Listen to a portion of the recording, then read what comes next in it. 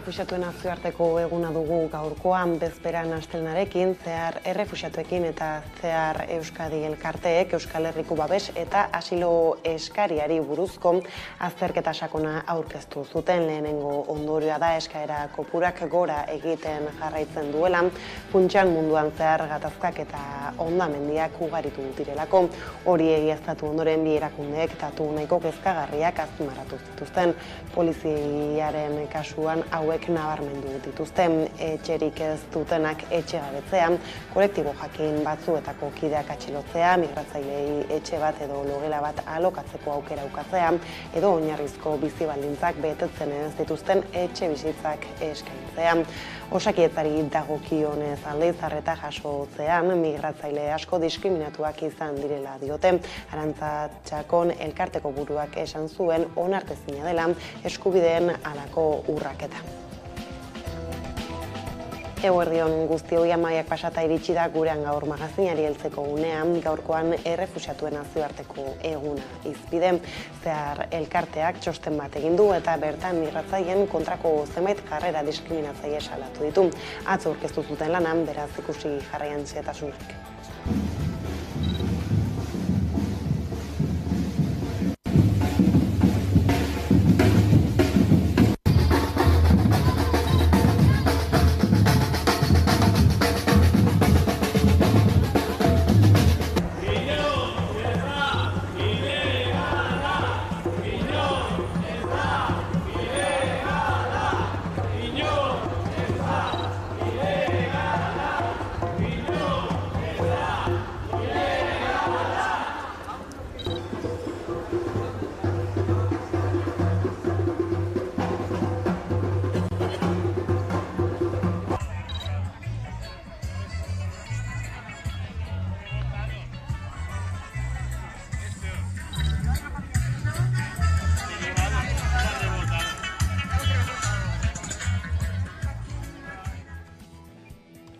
Greziako Peloponesoko kostaldetik gertu 700 bat migratzaile zeramatzan itsasontzi baten hondoratzaren harira, Greziako kosta zainek zabaldutako bertsioa zalantzan jartzen duten frogak lortu ditu Erresuma Batuko BBC irrati telebista publikoak. Kaleratutako informazioaren arabera, txeluparen inguruan aurrez zibil ziren ontzi batzuen mugimenduek iradokitzen dute iraulitako arrantzontzia ez dela mugitu gutxienez azken 8 orduetan. Kostaztainek berriz diote, ordu horietan itsasontzia Italiara bidera zioala eta bertan zioazenek ez dutela erreskate laguntza eskatu.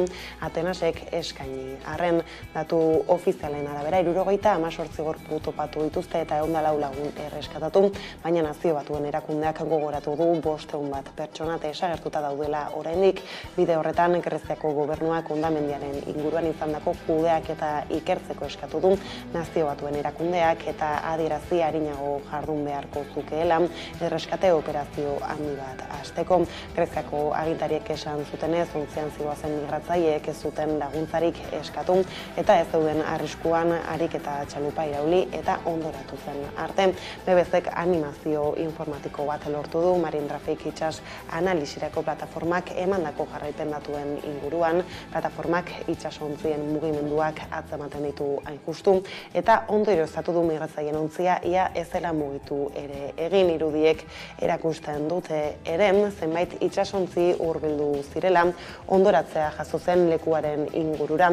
Bien bitartean Pakistango Kashmir eskualdeko poliziak 10 pertsona atxilotu zituen eren egun, ustez Libiara hainbat pakistandar bidaltzeagatik ondoren Europara bidaiatzeko. Agintariek zehaztu zuten 9 lagun atzeman zituztela Kashmirren eta bat Guajaraten. Beste operazio batean atoiontzi batek gutxienez 78 migratzaile erreskatatu zituen atzo goizean, Greziako Leros uhartetik gertu tokiko hedabideek jasotako informazioaren arabera, iheslariek laguntza eskatu zioten itsasontziari, larrialdietako telefonoaren bitartez guztiak egoera onean daude, baina Lerosko ospitale batera eraman dituzte. Eta gurera bueltan hainbat lagunek protesta egin dute Bilboko Alde Zaharrean udaltzaingoak igandean kaleko saltzaile batzuen aurka izandako jokabide arrazista salatzeko gana.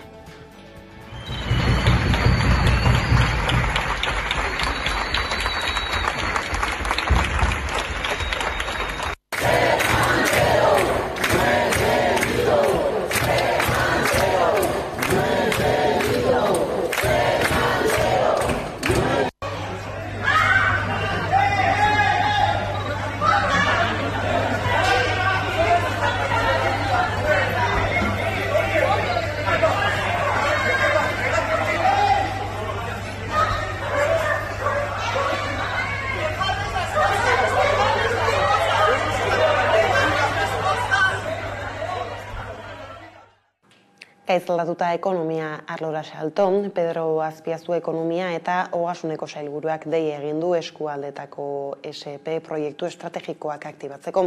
Hala, abendurako 6 hilabete falta diren honetan Azpiazuk eskatu du Europako Batasunak 2021 eta 2023 bitarterako emandako funtsen zatirik handiena erabiltzeko eta proiektuak azkartzeko. Atzo egin zuen agerraldia Eusko Legebiltzarrean. Agerraldi honek bete egiten du abenduaren 23ko 11/2021 legearen Euskal Autonomia Erkidegoko 2022ko ekitaldirako aurrekontu orokorrak onartzen ditunaren berreskuratze, eraldaketa eta erresilientzia planari lotutako funtsen kudeaketari buruzko 5. kapituluan ezarritako 3 hilean behingo informazioaren baldintza. Autonomia Erkidegoi banatutako 2022.000 milioi euroetatik 1.048 esleitu zaizkio Euskadiri, ehuneko 4,77. Garapen ekonomikoa, iraunkortasuna eta ingurumena, lurralde plangintza, etxebizitza eta garraioa, hezkuntza eta lana eta enplegua dira volumen handiena esleituta dutenak. Euskadik 1.657 milioi euro jaso ditu guztira. 1.048 ehuneko 73,2 Eusko Jaurlaritzaren bitartez jaso ditu eta 609 ehuneko 36,8 estatuak zuzenean kudeatzen ditu. Bestaldetik suizidioaren prebentzioa indartu nahi du Eusko Jaurlaritzaren osasun sailak eta 2030 urterako pazientearen segurtasunerako estrategiaren barruan sartuko du. Osakidetzak ezarri nahi dituen neurrietako bat da, Araba, Bizkaian eta Gipuzkoan gertatzen diren suizidio saioen erregistro bat sortzea. Osakidetzako zuzendari Rosa Perezek eta pazientearen osasuneko eta segurtasuneko programen koordinatzaile Enrique Peirok eman dute estrategia horren berri Eusko Legebiltzarrean eginiko agerraldian.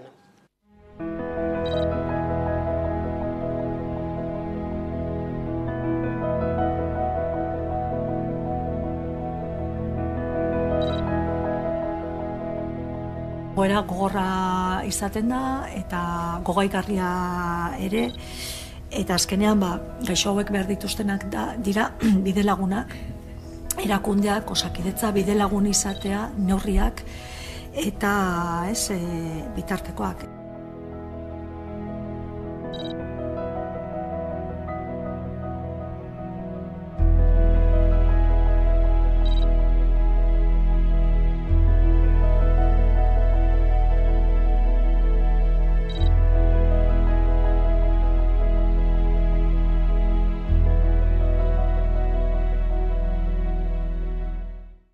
Eta osasuna aipatuta, Labek langileen osasunaren aldeko neurriak eskatuko ditu Osalanen eta Noploin. Sindikatuak adierazi duenez beharrezkoa da esparru guztietan lehiatzea besteak beste, ikuskari gehiago jartzeko eskatu dute eta laneko gaixotasunen erregistroa sortzeko. Bai, maila instituzionalean politika publikoak antolatzerakoan eta bereziki lan osasunari dagokionean planteatutako politika publikoi dagokionean gu gure interpelazioa, gure eragiteko lerroa indartzera goaz. Osalanen eta Nafarroko lan osasuneko institutuan gure parte hartzearen atzean bi arrazoi edo bi elementu nagusi daude, ez? Lehenengoa da, ikusten dugula momentu honetan, bai Euskal Autonomia Erkidegoan eta baita Nafarroan ere egiten diren politika publikoetan ez dagoela langileen beharrak, langileen bizitzak, langileen hitza erdigunean. Egiten direla politika publiko horiek langileen bizkar. Eta gainera iruditzen zaigu, agintari instituzionalak bereziki Euskal Autonomia Erkidegoan ohitu egin direla, ez? Eta askotan, pentsatu izan dutela langileon bizkar gauzak egiten jarraituta ere, ez dagoela inolako ondoriorik, ez dagoela kritikarik, ez dagoela oposiziorik, ez? Lan gatazketan ela Comisiones Obreras, LAB eta SK sindikatuek grebara deitu dituzte Bizkaiko esku hartze sozialaren sektoreko beharginak, hain justu gaur eta bihar egingo dituzte lanuzteak, urte eta erdi baino gehiago daramaten hitzarmena berritu gabe adi. Aurreko astean izan genuen beste mahai bat, eta eman behar dituzten pasuek ez dira emoten, orduan hemen jarraitu behar dugu borrokatzen eta gure eskubideak aldarrikatzen. Gure momentue, orain arte beti gure lanean egon gara gure usuarioen aldetik bere eskubideak aldarrikatzen eta borrokatzen, eta orain da gure momentu eta gure eskubideak aldarrikatzeko eta borrokatzeko.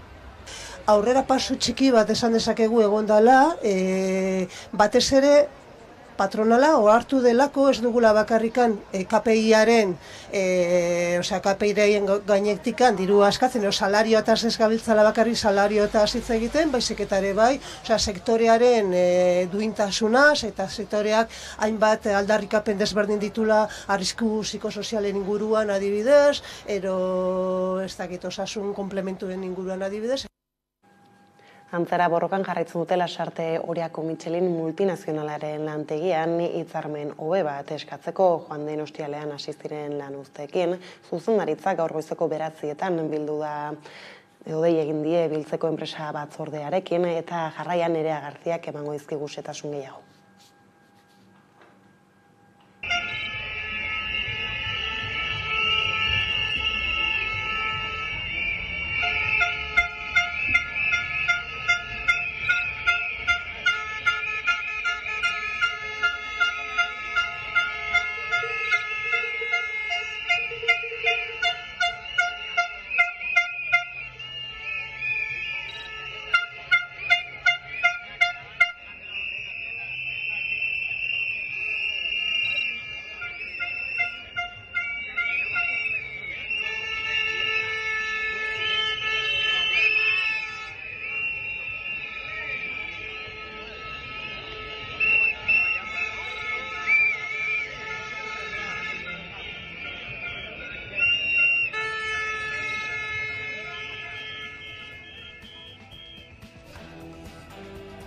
Honekin politika arlora salto udalen osaketen ondorenei helduta PPren babesa jaso du EAJak asteburu honetan Euskal Herriko zenbait udaletan alkate makila jeltzaleen esku gera zedin Euskal Herria Bilduren kalterako, baina hori ez da oztopo izan EAJko presidente Andoni Ortuzar PPren aurka aritzeko Espainiako gortetarako uztailaren 23ko hauteskundei begira. Esan duenez EAJarentzat ez da gauza bera PSOEk ala PPek gobernatzea. Aldiz Espainiako gortetarako uztailaren 23ko gozak udale eta foru hauteskundeen bigarren itzulia izango dira Euskal Herria Bildurentzat eta irabazteko asmoz aterako da koalizioa, nahiz eta ez diren hauteskunde egokienak Euskal Abertzalentzat. Kanpainan eskuin mudurrak gelditzeko dei ugari egingo direla aurre ikusi du Arnaldo Otegi koordinatzaileak eta galdetu du EAJak eta PSek zein argumenturekin egingo ote duten hori. Gauzak horrela Euskal Herria Bilduko mahai politikoak ontzat jo ditu Hego Euskal Herriko udal osaketak 138 alkate lortu baititu, 21 gehiago eta 1.400 negotzin 138 gehiago alegia.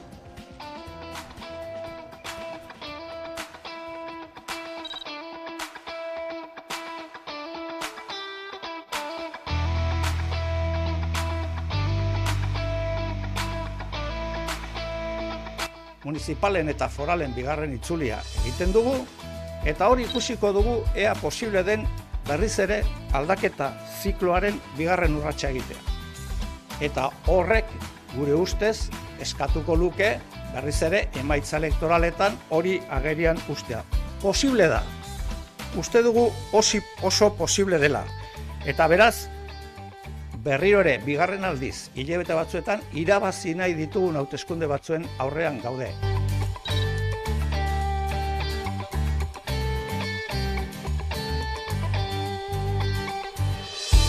Si gana el PP con Vox, votar otras opciones es muy poco práctico, ¿no? Y si gana Sánchez va a tener que contar con nosotros. Así que el voto útil, yo creo que para un vasco, una vasca, para un vizcaíno y una vizcaína, el voto más útil que hay es el del PNV, ¿no?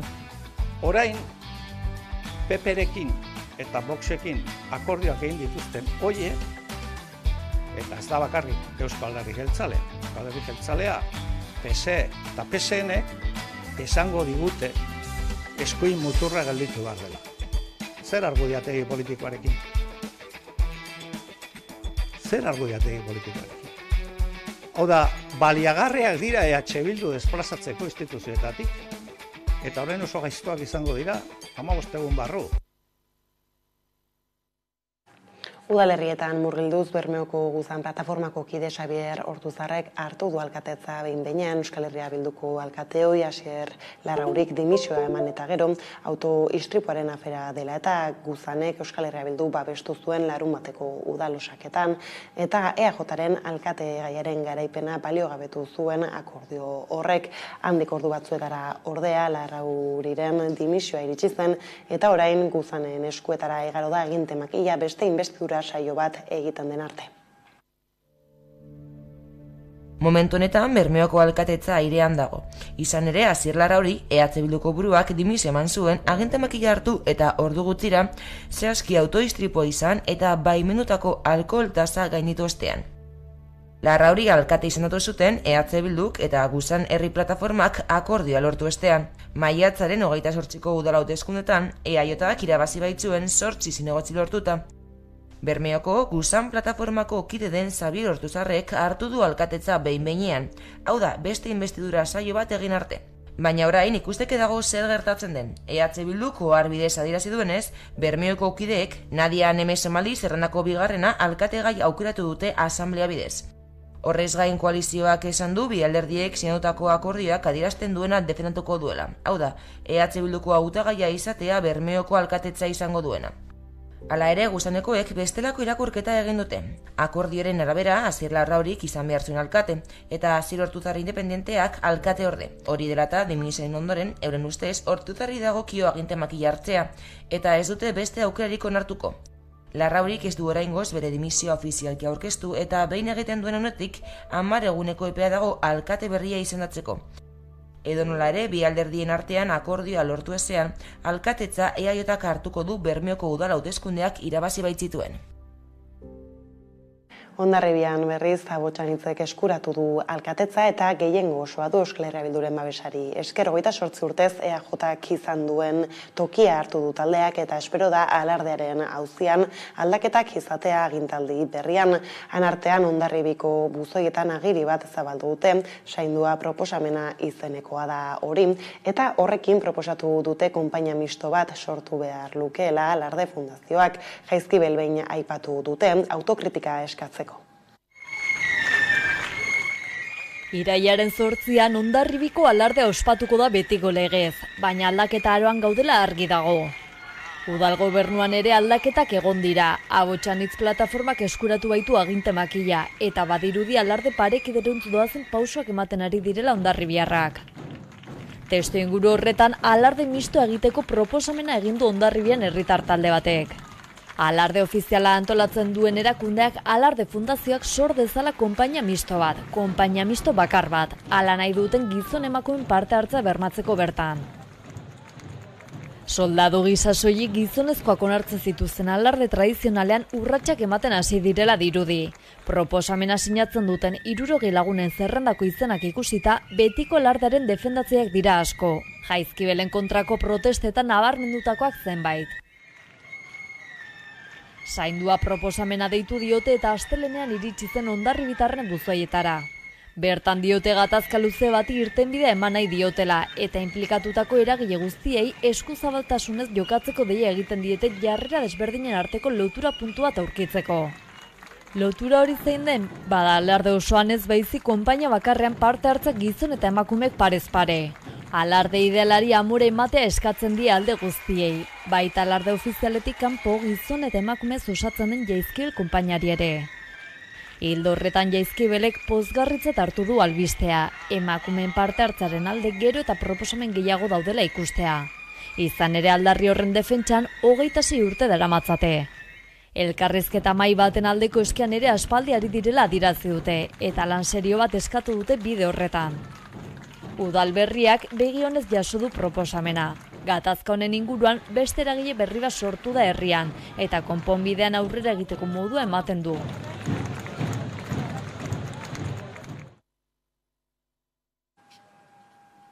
Udal gobernuak eratuta batzar nagusien txanda da orain. Arabako batzar nagusiak eratu zituzten atzo goizean eta hala hasiera eman zioten 12. legealdiari. Irma Basterra jeltzalea aukeratu dute mahaiko presidente, EAJko eta PSko batzarkide taldeen botoekin. Pedro Elosegi jeltzaleak azken 8 urteotan bete duen postua hartu du Basterrak. Datorren ostegunean beste bilkura bat egingo dute eta orduan zehaztuko dute zer egunetan aukeratuko duten aldun nagusia. Gehienez ere 30 eguneko epea dute horretarako. 12. legegintzaldiko Arabako batzar nagusiak astelehen honetan eratu dira eta Irma Basterra jeltzalea presidente izendatu dute. Maiatzaren 28ko foru hauteskundeen ostean Arabako batzar nagusiak osatu diren lehenak izan dira. Zaizkio nazioarteko gatazkak arotz egiten eta gaur eta etorkizun hurbilean erronka handiei egin beharko die aurre. Gauzak horrela, EAJaren esku jarraituko du batzar nagusietako lehendakaritza. Hauteskundeetan EAJ lehenengoa izan zen, 15 batzarkide lortu zituen. EH Bilduk berriz 14 eta PSek 9. Vox alderdia bertan sartu zen batzarkide batekin. Hala ere, Voxek ez du ordezkaritza lortu mailan, beste alderdiek ordea bai.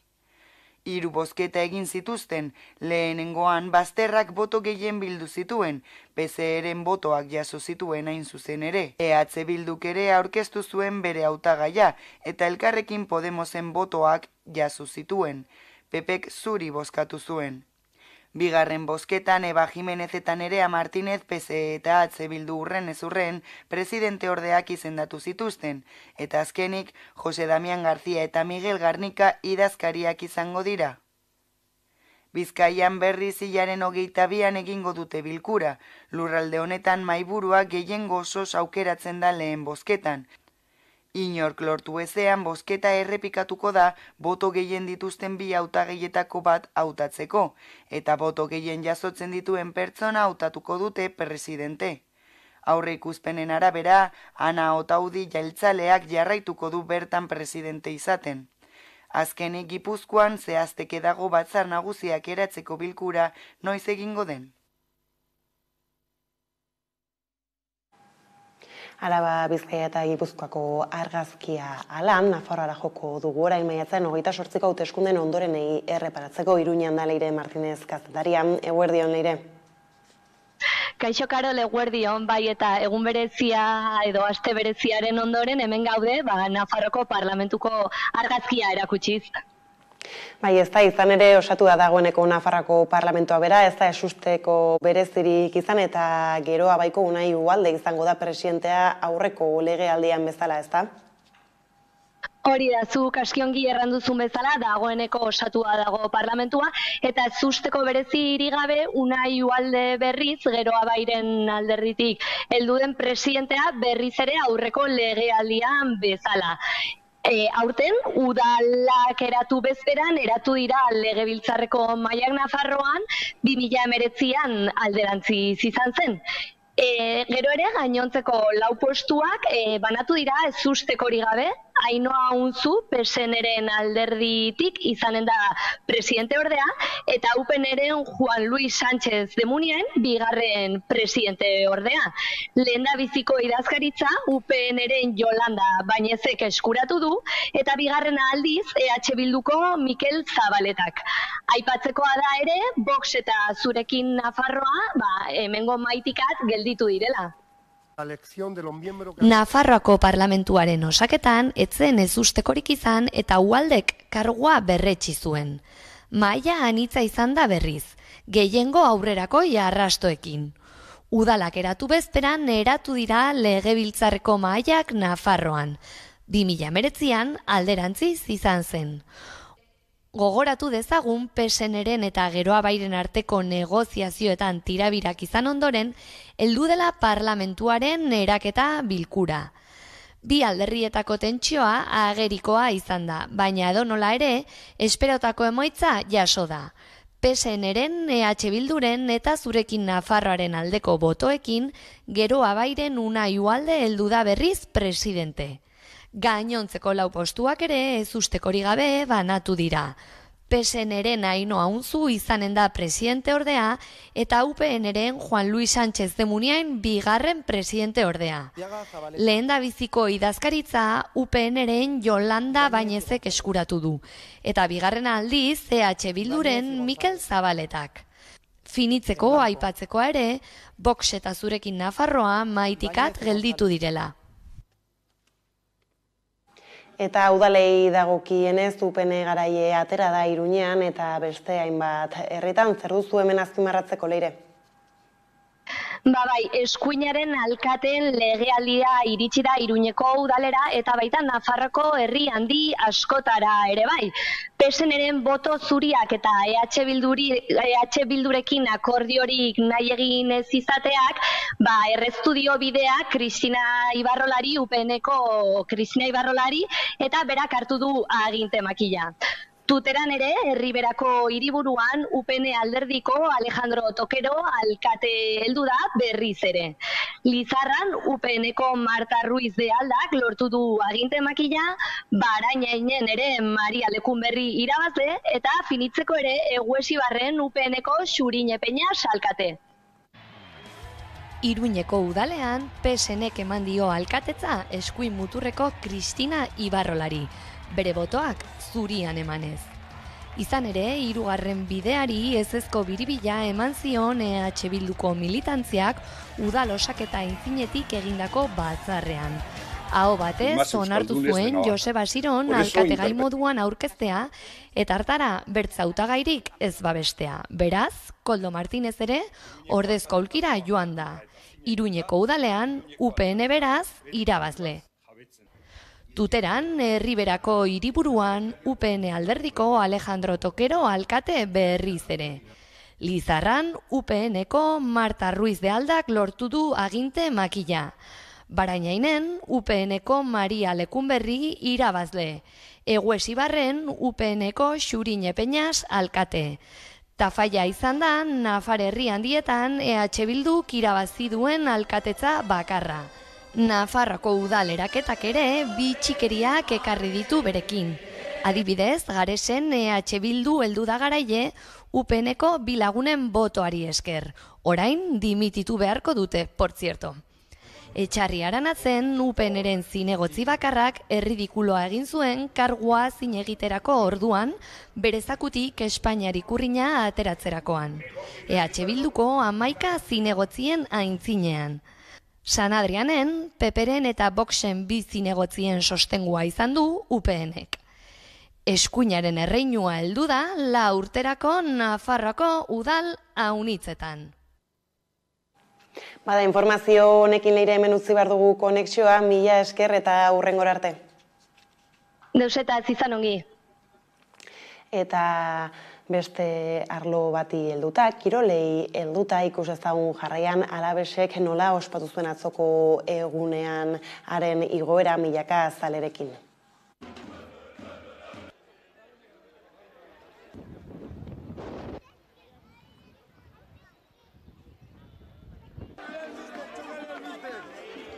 Deportibo Alavés taldea urtebeteren ondoren lehenengo mailara bueltatu da. Valentziara bidaiatu zuen taldeak Levanteren aurka lehiatzeko. 120 minutu baino gehiagoko partida izan zen. Azpimarratzekoak dira luzapen minutu horiek. Izan ere, taldeak gola sartu zuen 121 minutuan penalti bat izan zen hain zuzen ere. Gauzak horrela 2023-2024 denboraldian talde gasteiztarrak lehenengo mailan jokatuko du. Lortutako emaitzak ospatzeko astelen honetan harrera berezia egin zaie taldeari eta jokalariei. Arratsaldeko 7:00 hasi zen ospakizuna, autobus bat atera zen Menditzorrotzatik eta Gasteizko kaleak zeharkatu zituen. Jendeak autobusa jarraitu zuen Andre Mari Zuriaren plazaraino. Era berean arratsaldeko 5:30 Andre Mari Zuriaren plaza betetzen joan zen. Milaka zale bildu ziren eta abestiak, oihuak eta bufanda zuri urdinak izan ziren protagonistak. 8etan taldea llegatu zen plazara eta harrera berezia egin zitzaien, besteak beste aurreskua, lore eskaintza eta jokalarien aurkezpena San Miguelen balkoian. Bertan jokalariek eta entrenatzaileak eskerrak eman zizkien zalei eta igoera ospatu zuten haiekin. Festa gaueko 9 arte luzatu zen. Orain ospakizuna amaituta hurrengo denboraldirako taldea osatu behar dute, lehenengo mailan berriz lehiatzeko.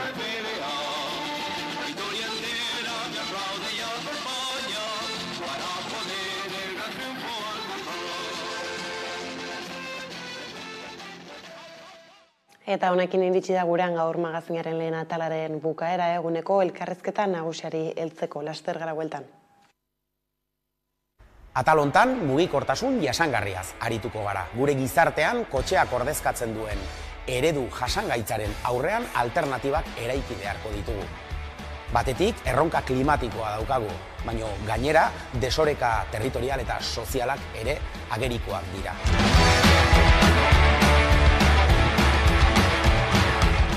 Ba daude alternatibak. Bidea egiten ari ote da jasangarritasun hori bilatze aldera. Hortaz aritzeko erreportaje interesgarri bat ekarri dizuegu gaur. Eta beti bezala solaskideak edukiko ditugu beraien gogoeten bidez gai honen inguruko argi ilunak ezagutzeko. Bukatzeko Koldo Gartziaren errezeta goxo bat. Beraz, badakizue, ongi etorri denon topalekua den geltoki honetara.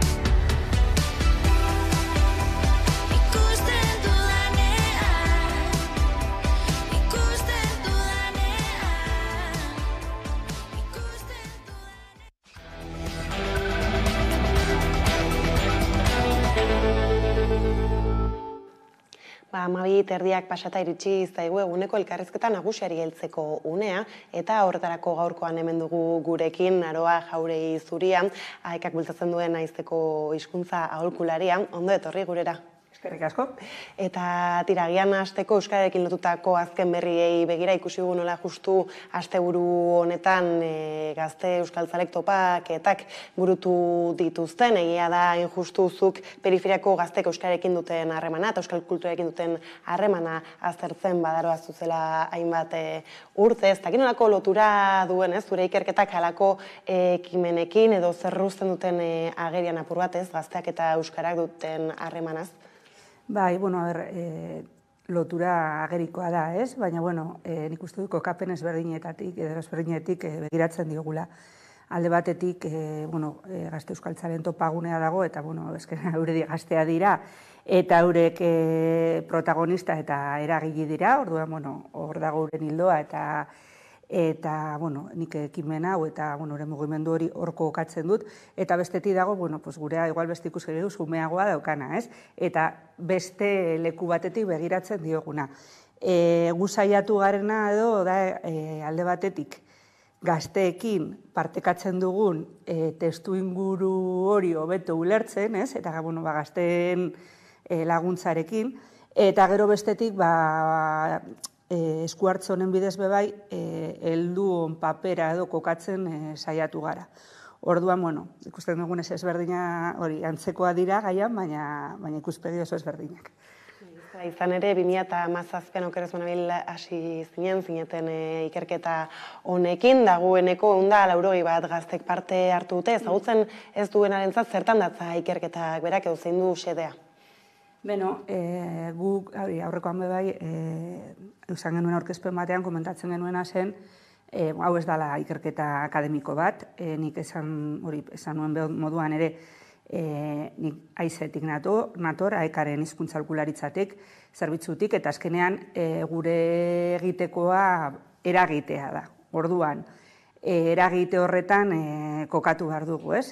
Alde batetik egoera ezagutu, gako batzuk jaso, eta gero zelan hobetu dezakegun ikusi.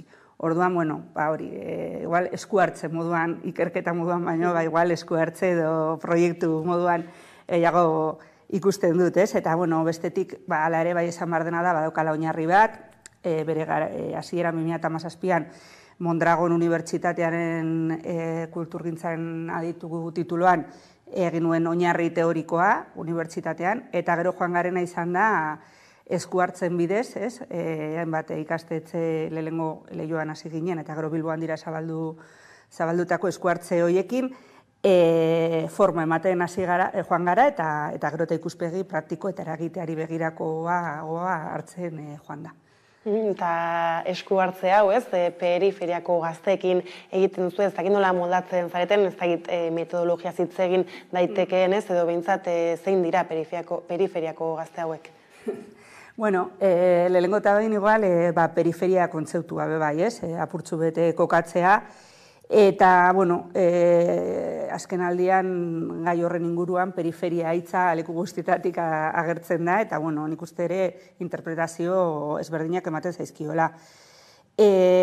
Guk kontzeptu hau edo sortu genuen, ez, proiektuaren beharrei erantzuteko, eta batez ere, gazteek euskara eta euskararen munduarekiko duten distantzia simboliko eta kognitiboa irudikatzeko moduren baten, ez? Orduan, guk kokatzen genuena zen, zentrua euskararen eta euskal kulturaren garapen mailaren kokapen altuena edo izan dezakenarekin, eta periferia, ikusten dugunez, hori lausotzen doan eremua moduan, ez? Periferia ikusten duguna da euskararen bizimunduaren zatia dela, baina batez ere gabeziarekin kokatuta dagoena, ez? Ez dakit, gero igual sakonduko dugu, baina izan daiteke presentzia gabezia, estatus gabezia, baliabide gabeziak, orduan, gu batez ere eremu horretan dauden horietan kokatu gara. Ez izan ere testuinguruak berak, ez, eta aipatzen zenituen pintzelada hori bautena testuingurarekin zer ikusia lotuta badago, ez, gazteen, edo egia da guztion hizkuntza ohitura eta autuekin berarekin, ez, egin duzuen esku hartze honekin berretsi egiten da hori alderatuta agian, ez, periferian ez dauden gazte horiekin. Bai, egia esateko ala ere, esan duguna, ez, periferiaren kontzeptua gehiago da baliabide bat erabiltzen duguna neurtzeko. Orduan, egia esateko ez dakit Euskal Herrian euneko unean inorko daiteken edo periferian edo zentruan, ez? Ze seguruenik, ezaugarri batzu, segun neurtzen dugun, barrurago edo kanporago egongo dira. Guk argi daukaguna da, hala ere, hizkuntzarekiko eta kultura eta bizimunduarekiko distantzia hori, azkenean testuinguruak berak markatzen duela goitik bera. Eta kasu honetan beraz, lan egin duzuen gazte horiek nolako pertzepzioa dute euskararekiko, edo tira ez, agian harremana bera nolakoa dute?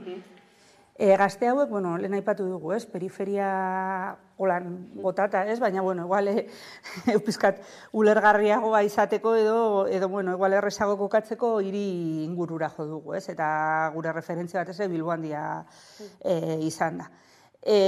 Gazte hauek, eta Bilbo Handian dauden gazte gehienek berez euskera badakite, gazte hauek ikastetxean jaso dute batez ere hizkuntza. Eta, esan behar duguna da, behintzat gu egon garen, gauza batzu dira, gako batzu, ideia batzu, esan dudan bezala, ez da, ikerketa zientifiko bat. Baina jaso ditugun ideia horietan, edo behintzat gazteek transmititu diguten horretan, bai da, kultura eta hizkuntza eurena dela uste dutela, lotura afektibo bat mantentzen dutela, baina lotura hori badoa oso haurtzarorantza, ez? Zergatik haurtzarorantza. Berez, bai uste dugulako, erronka sozial badela, eta, maila batean, haurtzaroan aurrak euskalduntzea, ez? Eta horreko erdino importantzia badauka. Orduan, horri begira, badaude sareak, badaude estrategiak, badaude lanketa egiten da. Baina, gazte hau gero eta nagusiagoak egin ahala edo, helduen mundura sartzen direnean, harreman hori lehen aipatu duan bezala, periferian txadoa, gero eta lausoagoa da, eta orduan baliabide gutxiago dauzkate. Orduan, ez daukate horren besteko referenterik, ez daukate helduen munduan aritzeko behar dituzten, ez daukate gaitasunik, hizkuntza horrekin lotuta, eta zaildu egiten zaie nahikotxo. Orduan, badaukate esan dakoa, bihotzean edo emozionalki lotura hori orduan egin zutena, baina momentu honetan gero eta disfuntzionalagoa da moduren baten esateko, egunerokoari erantzuteko. Eta guzti hau ikertzen hasi zinenetik ona urtatzu bai pasa direla, ez dakit errepikatu izan den beti, orain aipatzen zenuena, edo ez dakit... Bai, egia esateko garaineko berezia izan dugu, justo konfinamenduaren, osasun krisia eta kontu guzti hori, gaztek ere, bereziki nik uste dut txarto ere pasa dutela, eta, etengabe, eskuartze hauek egin ditugunean, 2017an hasi ginen, baina bestela testu inguru horretan eman dugu. Orain, kako txartean normaltasun berri edo, ez dakit, normaltasun berri honetan, ez dugu euki ere aukerarik modu gozatu baten ondino ondorioak ateratzeko hori bai, adibidez orain ari gara Gasteizen bi esku hartze egiten, saltu egin dugulako jarri aldez ere, eta hor ere igual aterako zaizkigu berri batzu. Nik uste dut ala ere, eta igual ez dakit azpimarratzeko da, konfinamendu garaian, hor gertatu zela elementu importante bat albo batera edo galdu zutela gaztek hizkuntzarekin harremana egiteko erabiltzen dutena. Hizkuntza eta kulturarekin, hori dela jaien eremua. Gu batez ere, zentratu gara ikastetxetan, ezagutza, transmisioa, hori da nagusia. Baina, ikusten duguna bai da jaiek paper oso garrantzitsua jokatzen dutela, eta gainera hori gaztek normaltasunez edo heldugon esku hartze barik egiten duten harremana dela. Orduan, konfinamenduan, hori hor geratu zenez, ikusi genuen hori arazoak sor zitezkela. Ez dakik orain, zenora bidartu duen asuntua. Egia da orain intortu zedela burura hainbatetan, eragile ezberdinek aipatu izan dutela, ez nola behin eskolatik aparte, aisialdia hasten denean, lan guzti hori edo eskolan egiten den saiakera hori galdu edo galtzen badabilela. Bai, hori gertatzen da, eta gero, hori justo, igual, aurren kasuan, baina, esan duguna, guzu batez ere igual, lan egin dugu, 18 urte betetzera joan diren gazte horiekin.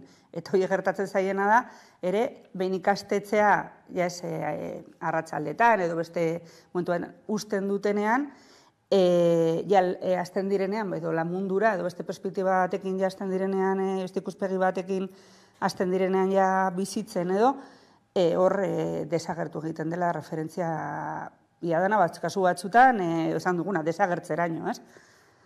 Aipatzen zenuen adin tarte horretako gaztek ere gaur egun egia da sare sozialekin, eta tira ez, zai bideojokoak izan, antzekoekin ere harreman beste urte batzuetan baino handiagoa ere badutera, eta agian horrek ere eraginik izango du, ala Bai, nik justo ez naiz gai horretan aditua, ez? Baina guk bai ikusten duguna da, gazte hauek egin dugun azterketatxoa da, edo, beste belaunaldietatik daukaten ezberdintasun handi bat da mundu digital osoarena. Ez bideojokuak, ez gai zehatzak, ez? Ja da mundu oso bat hor garatzen dana, ez? Orduan, ikusi duguna da, belaunaldi hau txikia dela, demografikoki txikia da, eta lehen igual jendeak, gazteek kalean topatzen zutela elkar, baina momentu hauetan gazteek plaza digitalean topatzen dut elkar. Eta plaza horretan, interneten, hor mundu osoa dago. Eta orduan mundu osoa dago, eta referentziak ere mundu osokoa daude. Orduan, nola, badakigu hor dagoela, badakigu hori hor derrigorrez bizi behar dela, baina ze erronka oso garrantzitsua da, zein izango den euskararen papera hor, eta zer gauza berezi eskainiko dien gazteei euskarak. Ez, izan ere horre bestelako esku hartze baten beharra badago, izan ere aipatzen zenuen munduko plaza horrek euskaraz ez du hitz egiten, eta honetaz aparte naroan, justu Euskalgintzaren kontseiluak gazteek ez euskararekin duten harremanen bueltako jardunaldi batzuk antolatu zituen orain ez hainbeste bertan, ez aipatzen zenituen esku hartze honen arratzak, ondorio nagusiak batzuk aipatu ditugu, ez dakit baden hor besterik azpimarratzeko. Bai, ondorio nagusiak esan dakoa, igual, gazteekin hasi ginen, estrategikoa da, eta nik uste dut horre edo gazteek erronka hau euren egiten dute, eta erronka ez, gazteek berena sentitzen dute, eta eureentzako baliagarria dela sentitzen dute euskal eta euskal kultura, edo bestela museora goaz. Hori holanda, orduan, derrigorrez, parte hartzeko bideak eman behar zaizkie, eta gazteek beraiek hartu behar dute bide hori. Orduan nik uste dut eurei entzun behar zaiela, eta haien bat gako atera ditugu. Baina bestetik nik uste dut ere koherentziaz jokatu behar dugula, ez? Eta tengabe ari garela danok hitz egiten gazteek zer, gazteekin zer eta dena, baina azkenean, gazte eta naguz helduen arteko aldea, ez dakit ni ere ze mailatara artekoa den, ez?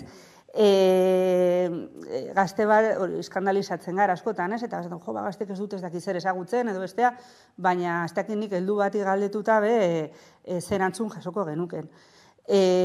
Hor, nik uste dut hor dagoen erronka edo dagoen arazo nagusia berriz aipatzen duguna testu ingurua da, periferia bera da, euskararen estatusa da, eta euskararen munduaren proiekzio falta da, esate hori, azken hori, planteatzen diogun hori gazteei da, burbuila batean bizi behar direla, ez? Eta gauzak ez dira holan. Edo beste kontuak aldatzen ditugu, eta benetan ikuspegi estrategiko batetik giratzen diogu kontuari, edo bestela gaztek egiten dute aldutena. Bai ez, aipatzen zabiltzana bada ez nola gazteetan jartzen den fokua ez, honi irten bideak topatze asmotan, baina beste hainbat ez, pilota badaudela eta hor zer da ez, agian erakunde publikoek ahalegin handiagoa egin beharko luketela zentzu honetan, ala?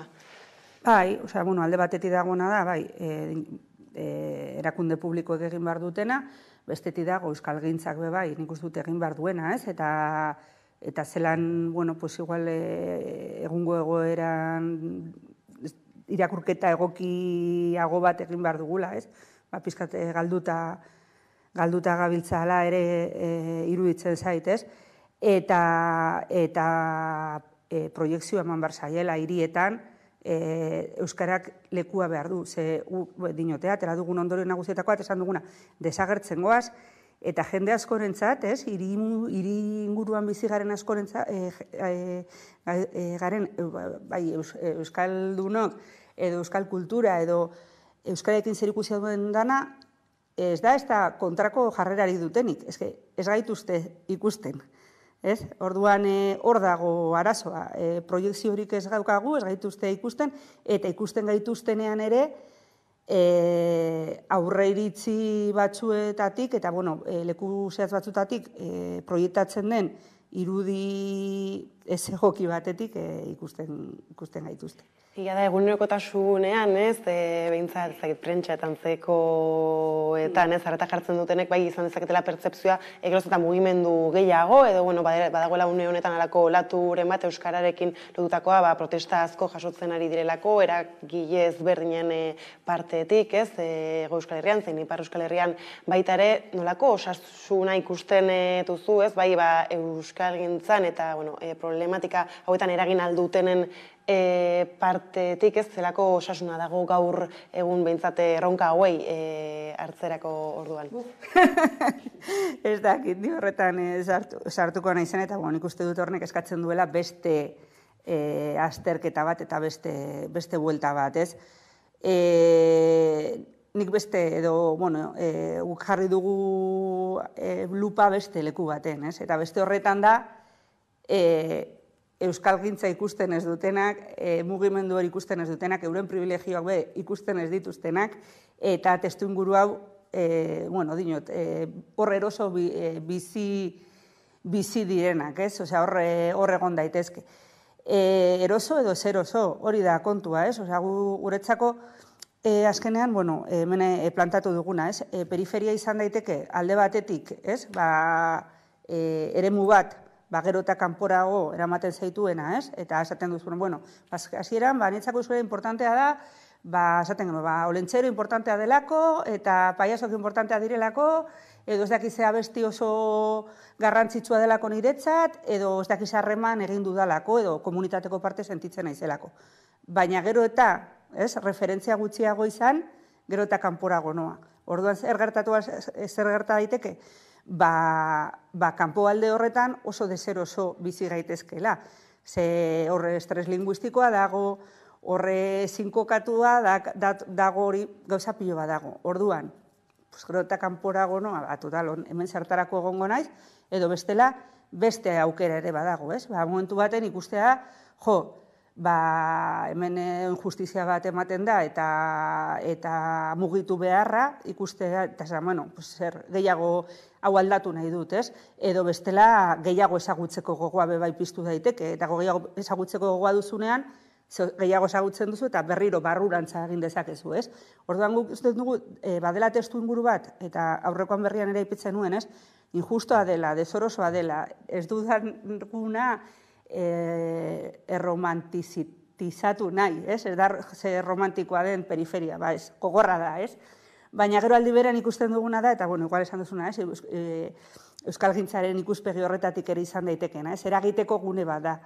Eta eragiteko gune bat da, gainera, euskaldun gehienok hor kokatuta gaudelako, orduan derrigorrez kontuan hartu beharrekoa, eta bestetik ere, mugitzeko beharrak ere, sorkuntzarako aukera azkartzen du, referente berriak lantzekoak, eta berrikuntzarakoak, eta derrigorrez, aurrera egin behar badugu, nik uste hor eragiten asmatu beharko genukela.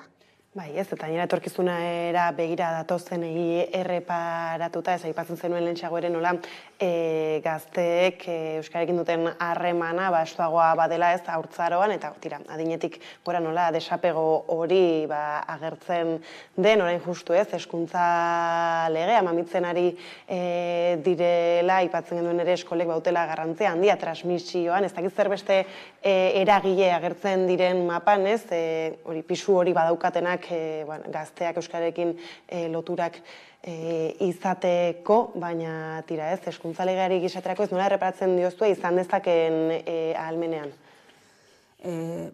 Horre, arazo bat dago, ez? Eta horre dagoen arazoa da, ere ikastetxeen esku eta ikastetxeen jartzen dugula ardura guztia euskalduntzearen ardura osoa, ez?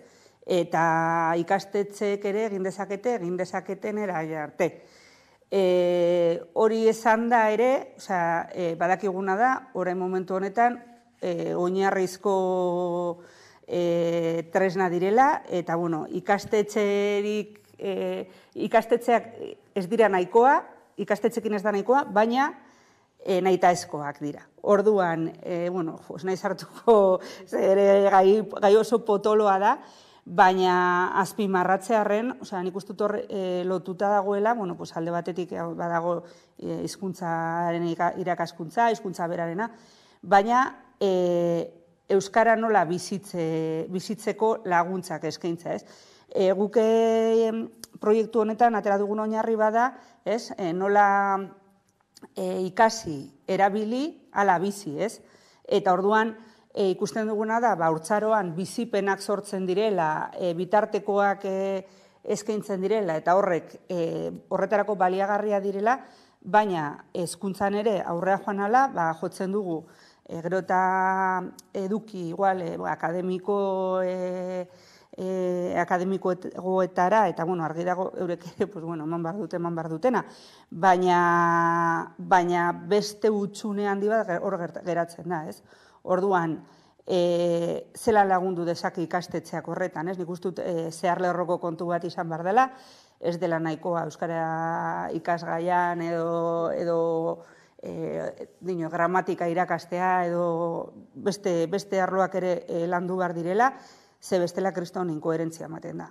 Ez daukana zentzurik da, esatea honen oso importantea da, baina gero gauza serio ez, guazen beste referentziak erabiltzera gauza serioz hitz egiteko, ez? Orduan, hori.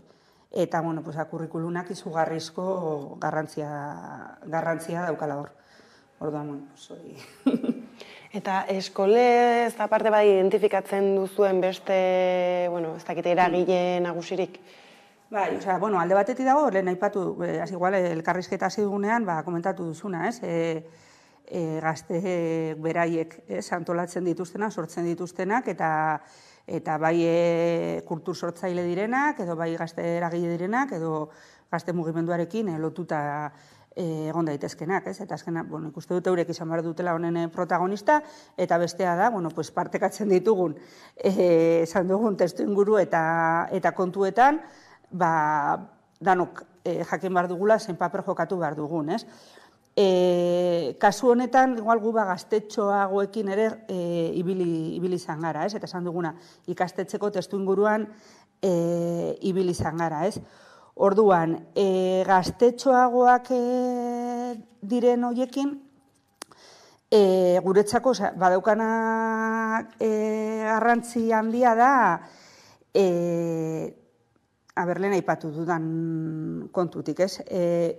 Zelan, adibidez duguna, ikastetxetik nola irakasten den eta ze bizipen transmititzen diren, eta gero, lehen aipatu dizudan hildotik, beste jaien kontuare komentatu, atera zaigu, ez? Eta hortik bai egiten dutela lotura eurek modu normal batean, normala, ze azkenean, gure ustez importantena da, normaltasun hori lortzea, normala bizitzeko, azkenean hizkuntza askorekin lan egin beharko dugu egunero eta elkar bizi beharko dugu bai egunero, ez? Baina euskarak ere bere lekua topatzearena, ez? Eguneroko beharroiei erantzuteko. Orduan batez ere, gu hortik goaz, eta aipatu dizudan normaltasun horretan, nik uste badagoela hor usten dut, dino guzgode ikerketa horretan, baina jaien eremuak bere biziko garrantzia dauka Euskal Herria momentu honetan. Ikusi beharko dugun horbaitek entzun dion horri egia da erronka ere hor badela potoloan. Eta bukatze aldera naro atira, ez?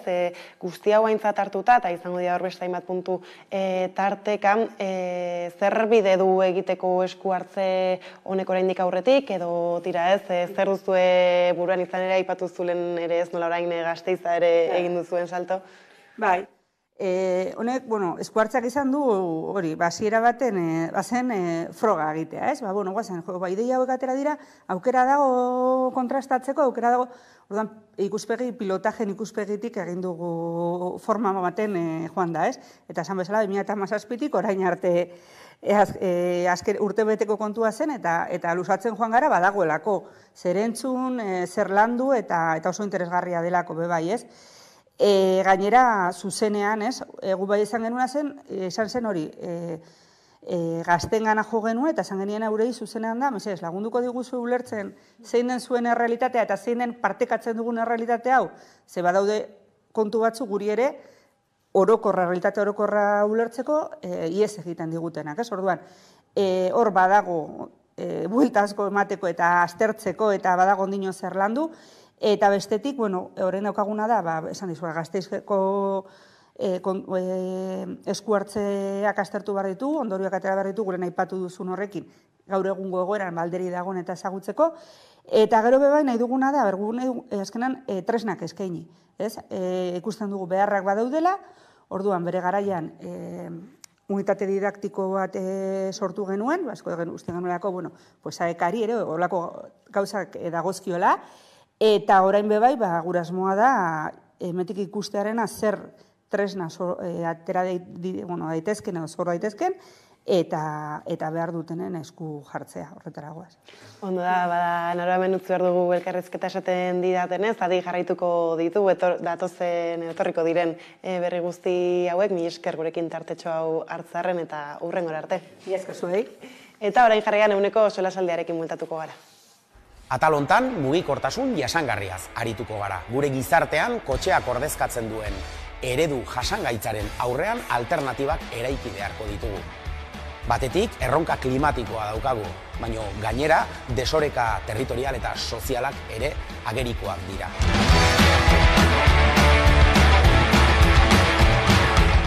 Aldaude alternatibak. Bidea egiten ari ote da, jasangarritasun hori bilatze aldera, hortaz aritzeko erreportaje interesgarri bat ekarri dizuegu gaur. Eta beti bezala, solaskideak eukiko ditugu beraien gogoeten bidez, gai honen inguruko argi ilunak ezagutzeko. Bukatzeko, Koldo Gartziaren errezeta goxo bat. Beraz, badakizue, ongi etorri denon topalekua den geltoki honetara. Kaixo denoi, Lider Hernando naiz, eta berriki Bela izeneko musika proiektua aurkeztu dut. Zerua irabazi da atera dudan lehenbiziko abestia, bideoklip batekin batera, eta bideoklip hori Hamaika Telebistako bizi musika saioan ikusteko aukera daukazue, beraz sartu bertan eta gozatu. Aio!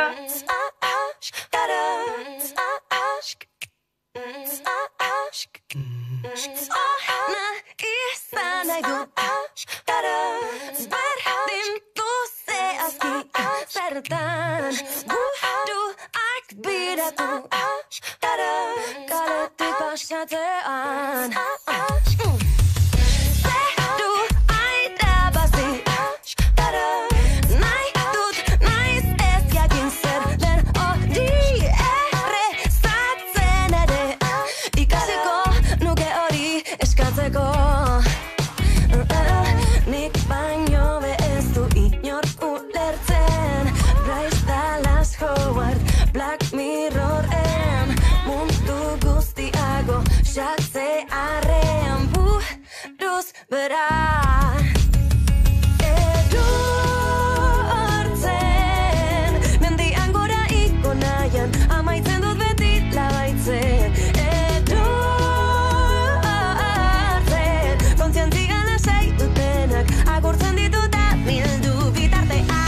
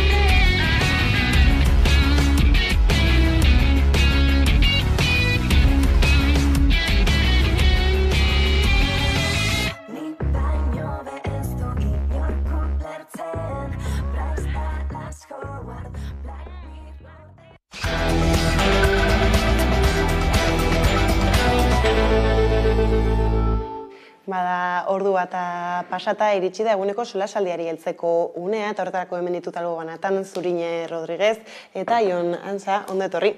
Biei.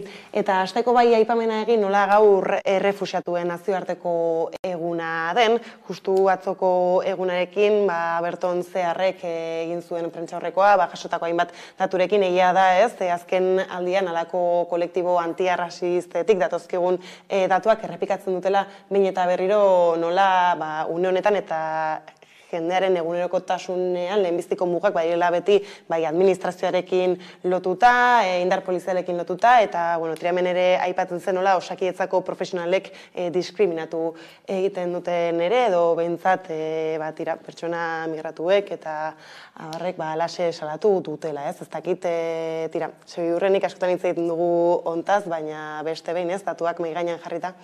Bai, datuak mahai gainean jarrita ikusten dugun lehenengo gauza da, pasaen urtekin alderatu da refusiatu inden jendea igo dala, ez? Eta, honek erakusten digu, strukturalki izugarrizko arazo bat dakagula, ez? Badola jende bat bere hirietatik jun behar dana, bere hirietan seguru ez dagoelako, ez? Eta hau ez da txampiñoin bezalako kontua, eta hau kausak ditu, ez? Eta kausa horietan ere erantzule dakate, orduan hau da, ne uste egin beharreko lehenengo analizia, alegia, ez? Nola dago geopolitikoki mundua, horrelako gauzak gertatzeko gauza, gudak ez dira, ez dakit, ez? Ez dira agertzeagatik, ez? Eta jendea ez doa beriritik joateagatik, orduan hau da egin behar dugun lehenengo irakurketa edo analizia.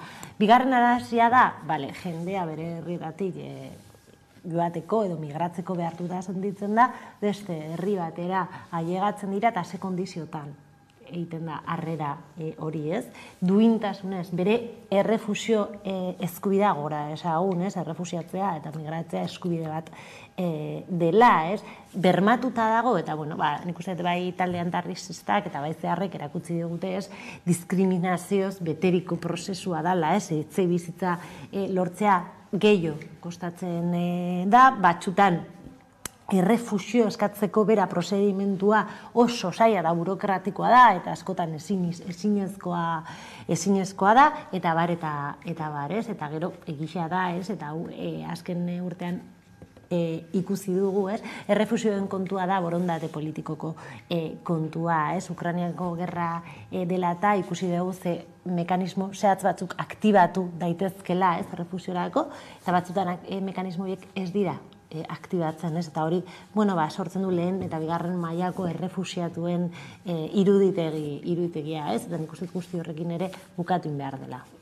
Ez, eta aipatzen zenuen ez, gatazkak ugaritzen doaz, beraz, de facto errefusiatu kopurua baita ere, ez, hala ere, horixe, ez, eskubideen urraketak gogortzen badoaz, orain gutxi ere ez, ikusten genuen migratzaiez beteriko, ez, 700 inguruko migratzaiez beteriko itxasontzia urberatzen, esku hartzerik gabe, eta tira, ez, badirudi hauek errepikatzearekin Europak arazondirik ez daukala, ez, orain gutxi ere, onartzen zuen 20.000 euroren trukez herrialdeek kasik erabaki zitzaketela migratzaileak ez hartzea. Bai, azkenean Europar Batasunean zera horiek, frontera horiek nolait externalizatuta ditugulako, ez?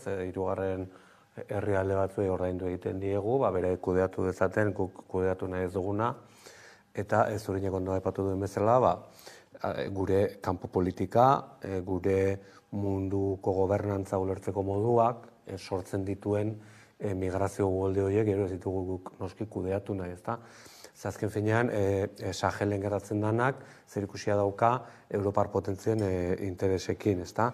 Bertako lehen gaiak nola estraitzen ditugun, bertako gobernuetan nola eragiten dugun, gobernu batzuen alde besteen kontra, ze kanpo politika edukitzen dituen, eta horrek hori nolait bueltan etortzen zaigu, edo horren B aldea edo da, eta guk oso negozio handiak egiten ditugu Afrikan, baina ondoren negozioen ondorioa da, hau guztia da torkigula, eta hori ez dugu ikusi nahi, beraz, beste Afrikako beste herrialde batzu, esaten dugu, zuek zaindu gure fronterak, ez? Hala ere, hori guztiak gainditzeko heroizidadea daukan jendeak, ez?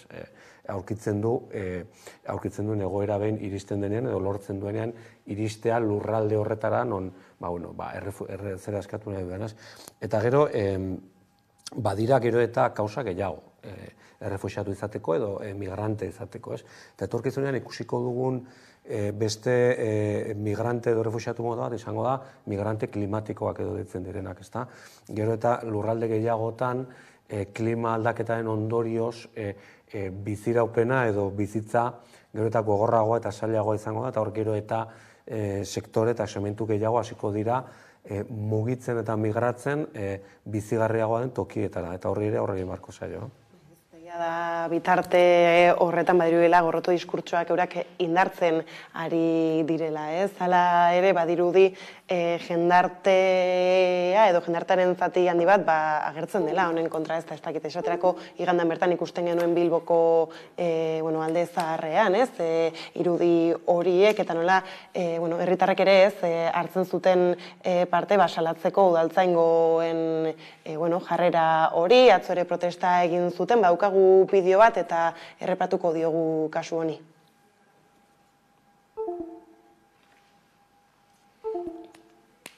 Badirudi...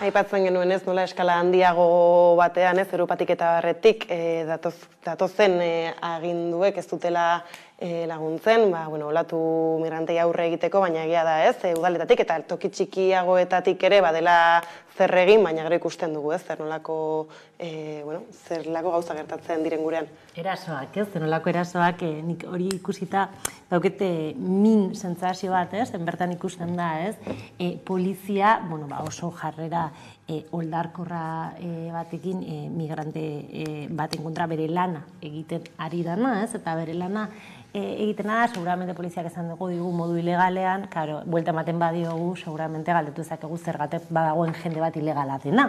Ez eta behartura ikusten duena bere burua lana modu ilegalean egiteko, orduan estrukturara begiratu beharko genuke ez. Ni baukatzen sentsazioa batzutan ikusten ditugula horrelako gertakarik eta pentsatzen dugula, ez gauza puntualak dira, baina kontrafesioa fascista izugarri batean gaude, mundialan esango nuke, eta hau da, materializatzen da, ez? Diskurtso arrazista eta diskurtso fascista hori materializatzen da honetan, ez? Kasu honetan ikusi dugu poliziaren jarreran, ez? Egia da, ez, badaudela alderdi batzu, kanpainan alderdi popularra eta ere EAJak erabili dutela segurtasunaren diskurtsoa, ez, eta erakutsi digutela, ez, beharrezkoaren polizia indartzea, ez, eta Bartzelonan ikusi dugu adibidez, zenolako eskariak egon diran gobernua poliziarekiko, ez, eta hau ikusita, nahi burura etortzen zaitzen olako polizi eredua daukegun eta berez benetako galdera eta da zer da seguridadea, bera, seguridadea da hor agertzen diran gizon horiek eta ere jarrera, edo seguridadea da papera ukitzea, bizitza ukitzea, lana egiteko eskubidea ukitzea eta bar, ez. Oso irudik gogorrak dira, badauka bere puntu goxoa eta da jendearen erantzuna, ez, bai gertatu zen egunean, bai urrengo egunean, eta nik uste dut hortze ere klabe bat dagoela, ez? Fascismoari eta arrazakeriari antolaketa, antolatzeko behar hori dago, ez leno, jonek esaten zuen, ez? Eukiko ditugu seguramente refusiatu klimatikoak, ere eukiko ditugu horren inguruko fascismoaren ondorengo errefusiatuak, ez dakit hona etorriko diren, zen igual hemen ere fascismoa aukeu ez, baina ere izugarrizko ofensiba misogino eta fascista batean gaude ez, eta bere herritatik jun beharko dira LGTB komunidadeko jende asko, emakume feminista asko igual errefusiatu behar dira, eta badakit hau orain egiten zaigula pixka eta arrotza ez, baina nik ez nuke deskartatuko ez, egoera latza badalako ere. Errepatzen edo sesuntzazio zuk ez, hau ikusten?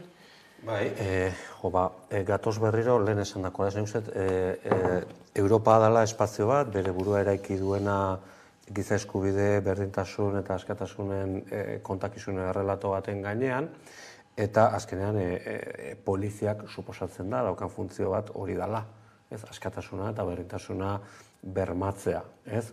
Debatea planteatzen dena, hemen aipatu den bezala, eskuinetik planteatzen dago beti segurtasun terminoetan, eta ezkerretik planteatzen da, edo planteatu beharko litzateke, demokrazia eta askatasun terminoetan. Alegia, poliziaren funtzioa da, azkenean, ordaintzen dion instituzioa edo instituzioa gobernatu edo kontrolatu da agintzen duenak esleitzen diona. Izan daiteke bata edo bestea, eta ez da berdina nork agintzen duen, edo nordakan boterea, polizia gero egingo duena ikusteko. Ez da, ordan, arrazismo instituzionala hitz egiten dugunean, kasu honetan, erakundei lotutakoa, arrazismoa bai dago instituzionalizatua beste maila askotan, ez bakarrik instituzio publikoetan, ez da.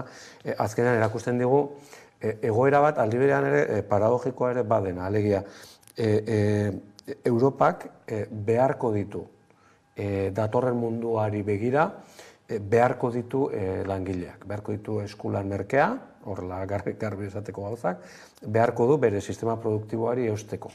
Gaur egun ja, hainbat arazoia ikusten ari gara erregi ugaritan.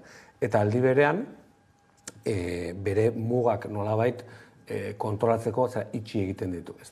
Orduan, badago jende bat ekarri egingo deguna, holako mila artean esan da, eta badago beste jende bat sartzen utziko ez dioguna.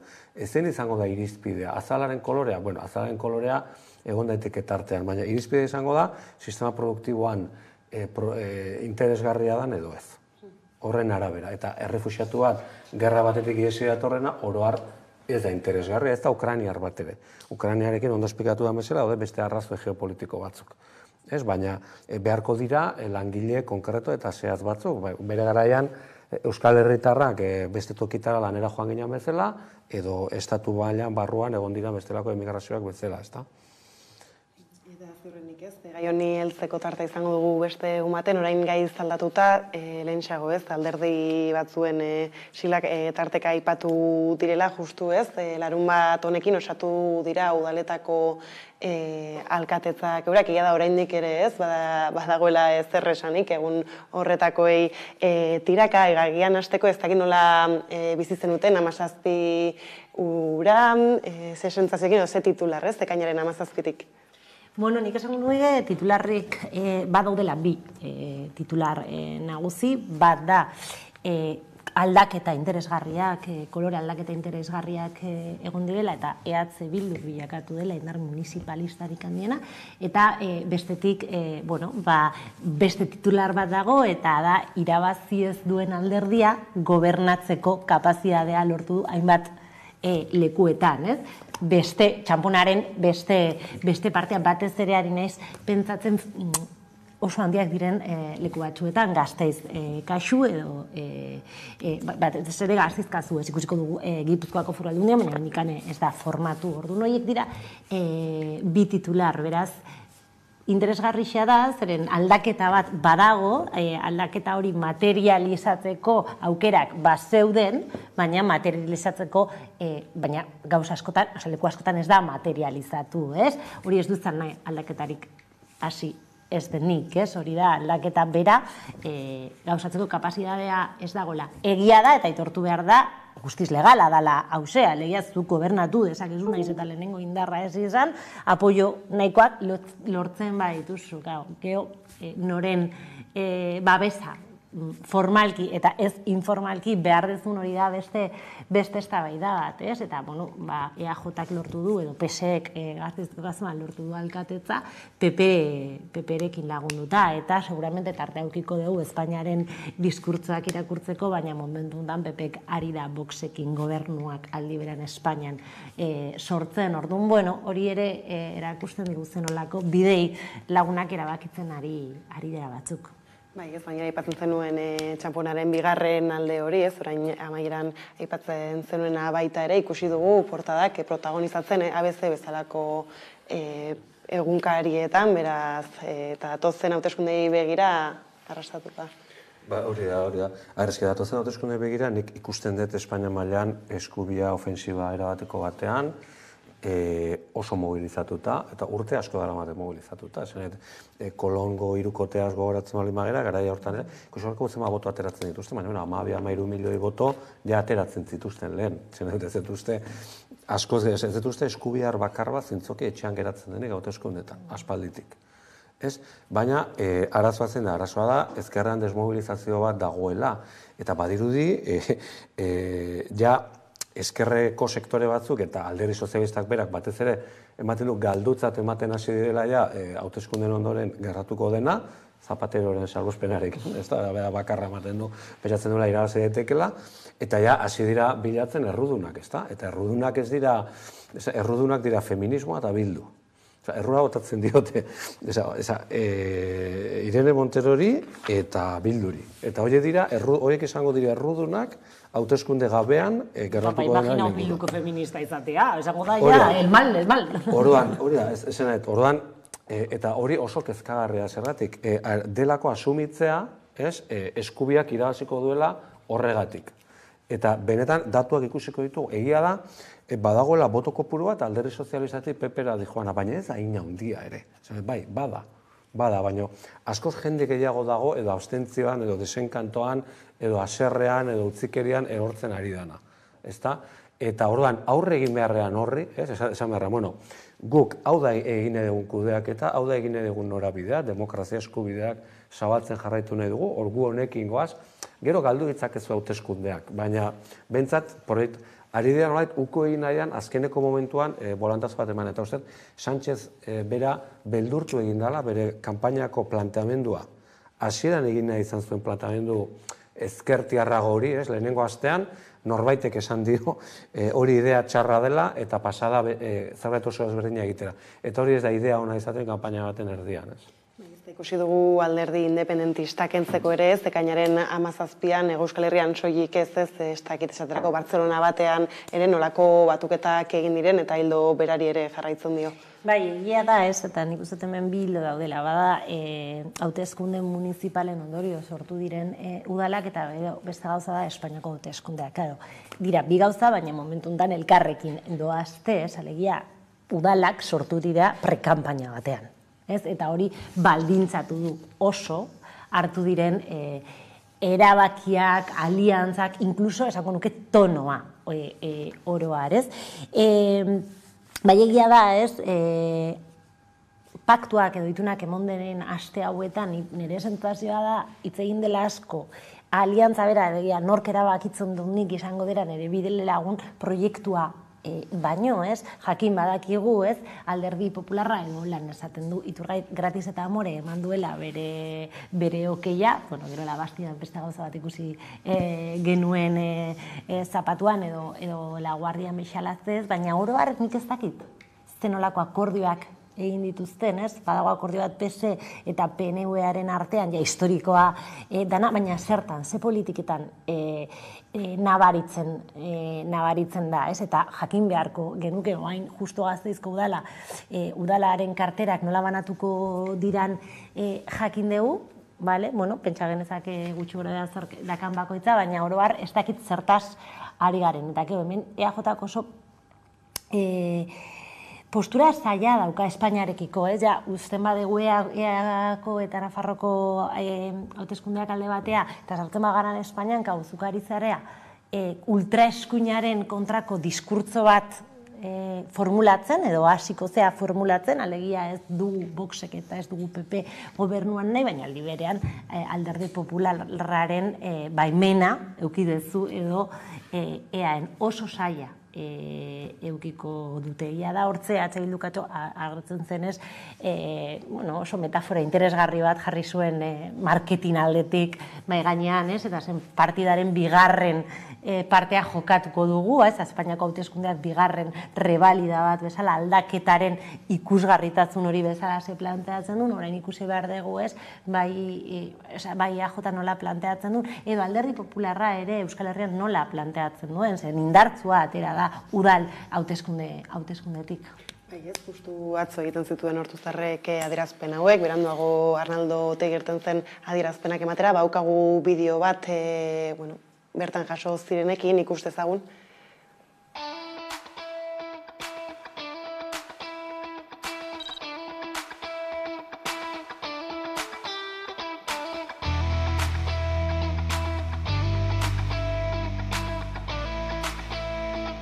Municipalen eta foralen bigarren itzulia egiten dugu, eta hori ikusiko dugu ea posible den berriz ere aldaketa zikloaren bigarren urratsa egitea.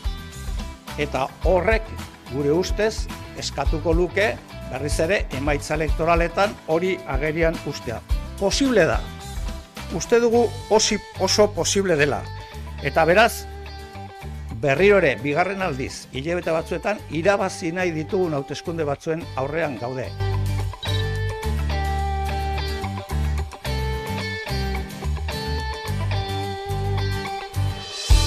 Si gana el PP con Vox, votar otras opciones es muy poco práctico, ¿no? Y si gana Sánchez va a tener que contar con nosotros. Así que el voto útil, yo creo que para un vasco, una vasca, para un vizcaíno y una vizcaína, el voto más útil que hay es el del PNV, ¿no? Orain, PP-rekin eta Voxekin akordioak egin dituzten oie, eta ez da bakarrik Euskal Herri Jeltzalea. Euskal Herri Jeltzalea, PSE eta PSN-ek esango digute eskuin muturra gelditu behar dela. Zer argudiategi politikoarekin? Zer argudiategi politikoarekin? Hau da, baliagarriak dira EH Bildu desplazatzeko instituzioetatik, eta horren oso gaiztoak izango dira 15 egun barru. Tira ez, aipatzen zuen gainera Ortuzarrek esan du ez, bizkaitarrentzat bozka utila bestak beste bazela EAJ ez, egia da Labastidara iristeko galdetu egin beharko zaiela, hala ere horixe ez, kezkagarri edo kezkatuta badago Ortuzar PP eta Voxekin justu ez, pare bat egun lehenago, haiekin paktatu eta gero. Bai. Horrela, hor planteatzen dela batetik dimensioa dago, EH Bildu eta EAJaren arteko lehia, orduan ikusi beharko da, EH Bildu aurre hartzen da EAJari hauteskunde hauetan, demagun, EAJari da pentsatzen eta EH Bilduari da pentsatzen autonomikoetan. Orduan esaten dira, bigarren buelta baino agian da previa, autonomikoen previa bat, edo hirugarren buelta baten previa bat. Orduan ikuset zenbaki begira egongo dira eta guztiok egun beharko garela legia, EAJ eta EH Bilduren artean nola gelditzen diren gauzak, ezta? Baina orokorrean ikuste dut euskal boto emaileak edo aurrerakoiagoa denak edo bi konportamentu erakutsi dituela generaletan. Bata izan da, Espainian aldatzeko ilusio edo esperantza sortu denean aukera horiek babestu ditu. Bereziki Podemos, ezta? Aurkeztu denean norbait esan ez nik Espainia aldatuko dut eta Espainia hobe bat egingo dut eta euskaldunentzat eta errespetatuko ditut Euskal Herriko gaiak eta bar, hori izan San Pablo Iglesiasek eta hemen egin zuten, Espainia mailan egin zuten kanpaina, horrek arrakasta handia eduki zuen.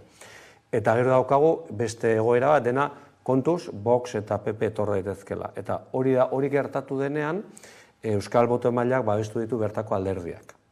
Beraz, modu positibo batean bozkatu behar duenan bozkatu ditu Espainiako ezkerreko aukerak, baina modu negatibo edo defensiboago batean bozkatu behar izan dituenan, bozkatu ditu hemengoak, ezta? Eta, ikusten ari garen arabera bentzat, Sumarrek ez balin badu jendea ilusionatzen, eta ez balin badu edo PSOek edo Sánchezek eta Sumarrek ez badute lortzen ilusio bat transmititzea, zaila izango da Euskal boto emaileak hoiei botoa emate, ez? Eta aldiz nagusitzen bada kontuz, PP eta Vox etorriko dira, nik uste, kaso horretan aukera gehiago daudela, Bildu eta EAJak emaitza hobeak ateratzea dena, ezta? Esaten zuen Ortuzarrek atzo hauteskunde batak eta besteak ez duela zerikusik bere artean, ordea Otaik esaten zuen, ez? Beretzako ohore bat zela Feijok atzera bota nahi izatea, Euskal Herria Bilduren laguntzarekin aurrera ateratako legeak. Claro, eske hortze, Jonek esan duena parte badago ez, Pepek Bildu jarri du subjektu bezala eta markoan, eta hori lagungarria esan daiteke justu ez, Bildurentzat bere kontra freimina, bere kontramarkoa egiteko, ez momentuntan Feijok ez du hitz egin EAJaz, ez, orduan Bildu jarri du mai gainean, da Bildu badauke kapazitatea horri erantzuteo, eta esateko ez, Feijok esaten badu, ez, ni EH Bilduren kontra egingo ez, EH Bildu da Feijoren kontra egiten duen subjektu hegemoniko edo estrategiko hori, ez, ikusi beharko dugu kanpaina honen zehar EAJak zenolako harremana edo zenolako marko ideologikoa sortzen du, bai PP-rekiko, bai PSOE-rekiko, ez, eta hori ere baldintzatuko du boskak ere, ikusi behar da, ez, ere Euskal Herrian, ez, historikoki, azken urtetan Podemosi boskak eman dioten horiek, ea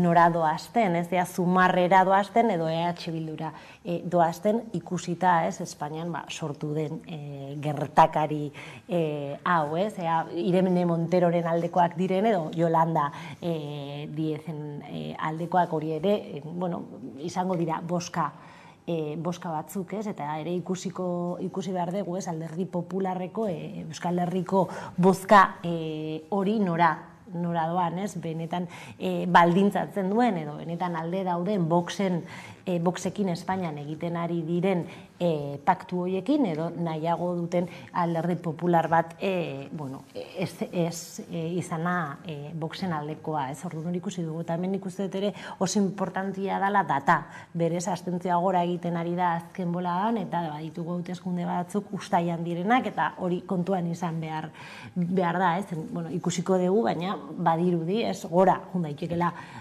astentzioa, eta hori ere importantia da. Ez uste duzu noiz baita Europa iritsiko dela esaten ez, hauteskunde hauek ez direla baliogarriak edo etorri daitezkenak partizipazio gutxiagatik. Begira, Europa hauteskundeetan dagoen parte hartza ikusita, ari gara egiten, ez, Kroazian Europa hauteskunde batzuetan boto emaila dira 24, olako zerbait. Parte hartze datuak, 50-40 bera, Europa hauteskundeetan toki guztietan daude, ezta. Abstentzioa parte hartzeko modu badela ere defenditzen du jende batek, ez? Eta zergatik ez, ez? Joko arauek ere hori adierazi lezakete ez. Nik uste dut dena den EH Bilduren kasuan, momentu honetan EH Bilduren estrategia ez da inbeste Voxekin eta PP-rekin konfrontatzea ikusiko dugu, tentazio hori beti hor dago, ez? Baina nik uste dut gehiago dela esate guk gera bermeak eskubide sozialak zabaltzeko. Nik uste, hor narratiba aldaketa oso importante bat emantzela duela urte batzuk, Madrileko hauteskunde begira beste modu batera planteatzera gaiak, ez da, eta enigoratzen du kanpaina batzuetan oso kontrako errelatoa zegoen, Madrilera goaz, baina egurra ematera, baina ez da gizar, eta hor esatzen Madrilera goaz, baina aukerak bilatzera, eskubideen alde egitea, langileen alde gauzak lortzera, Euskal Herriaren alde eazorbetek hartzen dugu, nik uste hor dagoela kontua, ez? Orduan, errealitate horretik, nik uste EH Bilduk errealitate horretatik planteatuko zergatik.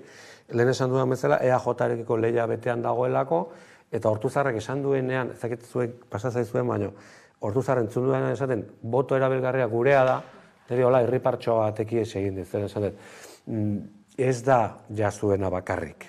Momentu honetan, Bildu ere oso erabilgarria izaneteke Madrilen. Osea, monopolio hori bukatu da. Orduan, hori ere neurtuko, lehenengo Espainiako hauteskundeak izango dira Bilduk. Espainian egin duen lan guzia eta gero, egingo diran lehenengo hauteskundeak izango dira. Beraz, hori ere neurtuko da. Ikusteko badago hori eta gainera ez, ikusi dugu Espainian azken urteetan hartu den erabaki ezberdinetan ez justu bai EAJak eta Euskal Herria Bilduk ez, modu ezberdinetan ere jardun izan dutela legeak lege. Eta horretaz aparte ere lehen aipatzen zen ez nola ikusteko badagoen bestaldetik PSOEk eta Sumar batek ez ilusioa edo transmititzeko gai izango diren ez dakit Hego Euskal Herrian horretarako zenbateko tartea dagoen. Bai, eta oso klabea izango da ere Sumarrek zenolako jarrera hartzen dituen bai EH Bildurekin, bai EAJarekin, edo bai RC-rekin, edo Benegarekin, ez? EAJarekin pentsak genezak igual konfrontatiboa izan daiteke, baina bai ikusi dugu, ez? Eta Yolanda kanpainan etorri zenean Euskal Herrira, EH Bildurekin nahiko gogor egon zan, ez? Orduan, hortze ere, igual ikusi dezakegu jarrera aldaketa bat Espainiako ezkerrarekin eta Euskal Herrikoarekin edo Kataluniakoarekin, ez? Egia da, hortxe bat zegoela, oain arte ez, bi proiektu ezberdinak biak bere burua ezkerrekotzat hartzen zuten, zela PSOE eta Sumar, eta hasiera batean Sumar ilusioarekin jolasten zen, hori izan bere marko komunikatiboa, egon diren azken 2 astetan, eta gora eta berak, eta ikusi ditugun jaietan, nik uste ilusioa pixkat plof bihurtu dela, orain dakaten erronka da, kapazak diren ilusio hori berreskuratzeko. Egia da, nik hortze inkoherentzia diskurtzio bat ikusten dudala, Sumarreko proiektua, naiz eta proiektu interesgarria izan daiteken, bi inkoherentzia diskurtzio ikusten dut. Lehenengo inkoherentzia da, bere burua kolektibo modun definitzen dutela, gu gea proiektu kolektibo bat, gu ez gara proiektu personalista bat, horregatik ez dakatzen zu adibidez Irene Montero edo Pablo Iglesias edo etzenikek oso gorpuztuta dakarako beridura, baina aldi berean ez oso proiektu personalista da, ez? Yolanda da bere burua, Yolanda da liderra, Yolanda jungo da papeletan, osea, bere burua, bere aurpegia hori batetik, ez? Eta gero gugea berria, guk politikatik hasten gea, eta jakiten ari giren izenak, beraz, berriak ez dira politikan, ez?